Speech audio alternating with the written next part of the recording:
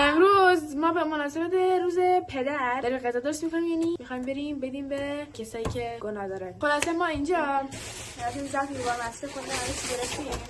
ما بوشهری حالا نمی‌فهم شما داری یا نداری. یه غذایی داریم به نام گمنه. کاش کی تکون نخوره. ای گمنه از آرد. مامان آرد چه درست میشه؟ آرد گندم درست میشه. مامان 3 بار سلام کردی مامانا. یا خدا. ما آرد گندم بعدش میشه گمنه. آره دو تا اسم داره. یه زبانی هم بهش میگن للک. اگه ندیدین دست بکنن. این بهش میگن خیلی خوشمزه. گمنه ای که ما بزرگم دست که همه گمنه خوب نسته. خورش هم باز کن.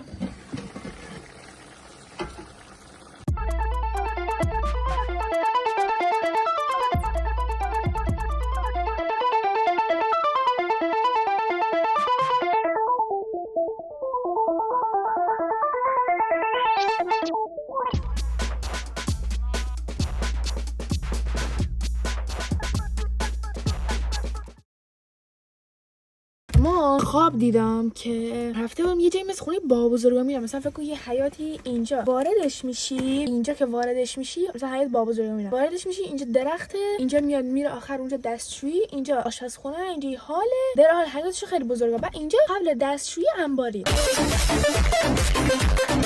خوابی که دیدم دقیقاً خونه بابا بزرگا میرم بود، ولی فقط انباری بود، یعنی دستشویی بود انباری با دیگه هیچی نبود. در خونه‌شون و آشپزخونه‌ش هم نبود. خلاص آقا اینطوری بود که مثلا انباری آقا بابا بزرگا میره اینطوریه که مثلا اونجا از این آقا اینجا که می‌دارم بد حرف می‌زنم لطفاً اگه میشه کاتش کنید. مرسی.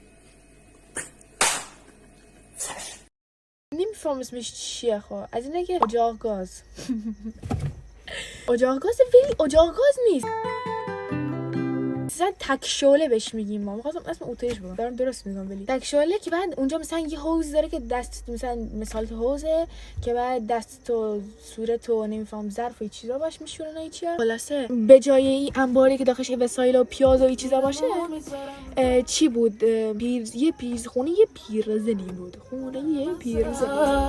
خونه یه پیرزنی بود که این خونه پیرزنه عتیق داخلش مثلا فهمی انباری به جای چیزی که مثلا چیز باشه عتیق توش بود اینا. خلاصه ما تا دست به وسایلاش میزدیم، پیرزنه از تو کوچه از پشت خونه بابا بزرگا میومد با جارو، از این جارو دستت این همون بعد اینجاش ایطوریه همینا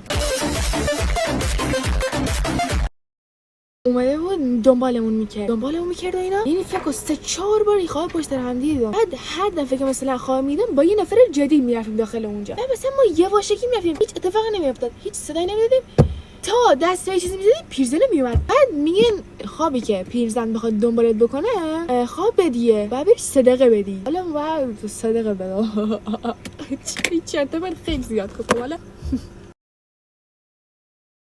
ما رسیدیم سطح شهر ولی هنوز هیچ خبری اینجا وجود نداره. جمعیت پول داره. ما اینجا داخل شهر ما امام 8 میره برکی اتاق فراری که ما هر اومدیم بهمون چیز کرده. اینجا همیشه یه بره هست. بریم اولین نفری که میخوایم بهش یه پیرمردیه. مامان بریم با خال مرزیه بیایم. این بهش میگن خیلی آدم جالبی. یه بار همین گفتن که ما تو علی سخا هستی، گفت علی سخا جد آبادته. آیا اینجا به یکی میخوایم بهش غذا بدیم. خوبی؟ باید غذا آوردم. خواهش به مناسبت روز مرد اومدم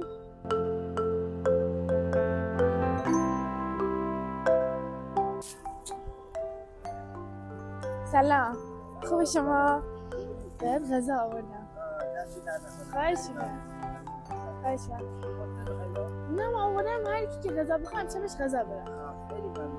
مشکل نداره چون نکو چهرت معلوم نیست، فقط اونجا یه ویدیو کوچیکی میگیریم، اشکال نداره.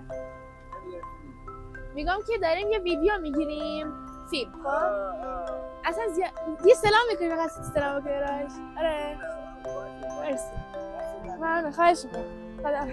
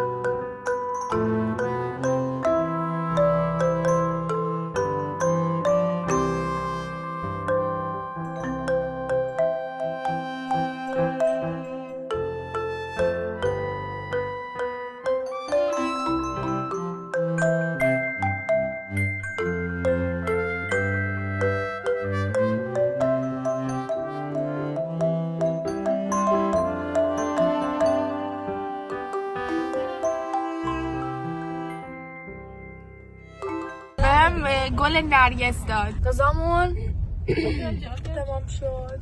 گلم گیرمون اومد. بهشون بگو ستش برام لپ لپ خریده. من دو خریده. خب بیا بازش کنیم. نکن یه لپ لپه بعد داخلش چند تا لپ لپ دیگه است. خب بذار اسباب بازیه. آره. خب حالا این یه قلب شکلاتیه. خب این دوتا اینجوریه. خب بعد داخل این اسباب بازیه. خب نمیدونیم داخلش چیه. اینا شانسیه. خب الان بذار شکلاتیه. میخوای بازش کنیم؟ بیا اینجا بشین. بذار اینجا بشین. چی داخلشه؟ بازش کنیم. من مامان. خب نمیخوای اسباب بازی ببین داخلش چیه. اینا چیه؟ بازش کن اینا. ببین داخلش چیه. این داخلش نونه. چی؟ ببین چیه. بازش کن. دختری عروسکه. عروسکه. بذار نیمیه. نشون بده. نشون دوربین بده اونجا. نه عروسکه تو نشون بده. عروسکه صورتش نشون بده. الان چی داری نشون میدی؟ درست نشونش بده کامل. ببین داخل این چیه. نشته که زیاد زوب کردی خیلی از این ممنون. یه آدمه که کوچولوتر. میکی موز. اینم آبنباته. کیمی موز داخلشه؟ نباشه. مامان چی داخلشه؟ الان کیمی موز.